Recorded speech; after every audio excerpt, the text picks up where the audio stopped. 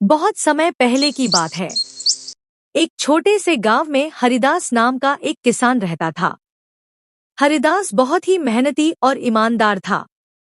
उसके पास ज्यादा जमीन नहीं थी, लेकिन जो भी थोड़ी सी जमीन थी वह उसे बड़े प्रेम और लगन से जोता बोता। हरिदास हर रोज सुबह सूरज उगने से पहले खेत में पहुंच जाता और देर शाम तक काम करता। उसके पास एक बैल था, एक पुराना हल और एक मिट्टी का घर। वह अपने छोटे से परिवार, पत्नी और 2 बच्चों के साथ बहुत सादा जीवन बिताता था। गांव के लोग उसे बहुत पसंद करते थे, क्योंकि वह कभी किसी से झूठ नहीं बोलता था, न धोखा करता था और हर किसी की मदद करने के लिए तैयार रहता था। हरिदास का पड़ोसी रूपचंद एक बड़ा जमींदार था। उसके पास बहुत सारी जमीन, नौकर चाकर और पैसे थे, लेकिन वह स्वभाव से बहुत घमंडी और लालची था।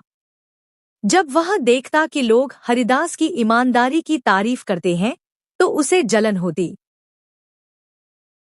एक दिन रूपचंद ने सोचा, ऐसे ईमानदार बनकर क्या मिलता है? देखो, उसके पास कुछ नहीं है और मेरे पास सब कुछ है। चलो इसे सबक सिखाते हैं।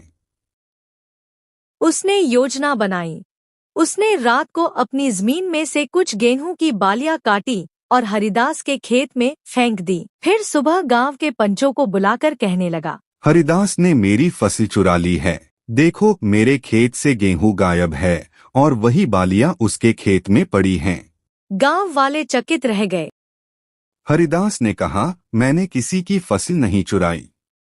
यह झूठ है। पंचों ने सोचा कि जब तक कुछ प्रमाण न मिले, तब तक किसी को दोषी नहीं ठहराया जा सकता। लेकिन लोगों के मन में शक की रेखा खिंच गई। परीक्षा की घड़ी हरिदास बहुत दुखी था। उसे किसी से शिकायत नहीं थी, पर उसे यह चिंता सताने लगी कि अब लोग उस पर भरोसा नहीं करेंगे। उसकी पत्नी ने कहा, भगवान सब देखता है, सच कभी नहीं छिपता, धीरज रखो। कुछ दिन बाद गांव में एक घोषणा हुई, राजा का मंत्री गांव में आ रहा है। वह सबसे ईमानदार और मेहनती किसान को इनाम देगा। गांव वाले सोचने लगे कि हरिदास इस सम्मान का हकदार है, लेकिन फिर उन्हें रूपचंद का आरोप याद आ गया। मंत्री गांव में आया और बोला, मैं तुम्हारे खेतों की जांच करूंगा। मैं देखना चाहता हूं कि किसने सबसे अच्छी फसल उगाई है, किसके खेत में मेहनत की सच्ची मिट्टी है। मंत्री ने सारे किसानों के खेत देखे। जब वह हरिदास के खेत में गया तो वह देखकर दंग रह गया। खेत छोटा था, पर एकदम साफ सुथरा। गेहूं की बालियां सीधी और मजबूत थी और मिट्टी से ताजगी की खुशबू आ रही थी। मंत्री ने हरिदास से पूछा, तुम इतनी मेहनत क्यों करते हो जबकि ज्यादा फायदा नहीं होता?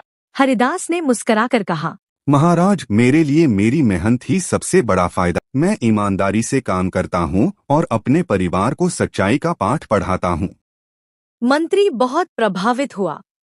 मंत्री ने सब गांव वालों को बुलाया और कहा, जिस किसान के खेत में सच्चाई, मेहनत और प्रेम बोया गया है, वही असली विजेता है। हरिदास को इस साल का सबसे ईमानदार किसान घोषित किया जाता है। रूपचंद ने धीरे से आगे बढ़कर हरिदास से माफी मांगी और कहा, मैंने तुम पर झूठा आरोप लगाया, मुझे माफ कर दो। हरिदास ने उसे गले लगा लिया और बोला, गलती हर किसी से होती है, पर उसे मानना ही सबसे बड़ी अच्छाई है। उस दिन से गांव में एक नई हवा चलने लगी। अब लोग ज्यादा मेहनत करने लगे, एक दूसरे पर भरोसा करने लगे। रूपचंद भी बदल गया और गांव की भलाई के कामों में लग गया। हरिदास का जीवन पहले जैसा ही सादा रहा, पर अब उसका मन पहले से ज्यादा शांति और संतोष से भरा था। कहानी की सीख, ईमानदारी और मेहनत कभी व्यर्थ नहीं जाती। सच थोड़ी देर के लिए छिप सकता है, पर अंत में वही जीतता है। झूठ और धोखा कितना भी बड़ा क्यों न हो, सच के सामने टिक नहीं सकता।